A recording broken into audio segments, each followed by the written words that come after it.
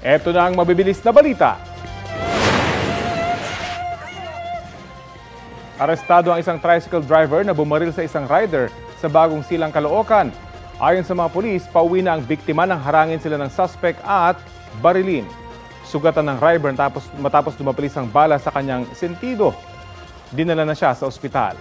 Naaresto ang suspect matapos mahabol ng mga otoridad, nakuha sa kanyang baril na ginamit umano sa krimen at ang tricycle na minamaneho. Hindi nagbigay ng pahayag ang suspect na mahaharap sa karampatang reklamo. Huli kamang pagdiretso ng motorsiklong yan sa isang intersection sa Dasmariñas, Cavite.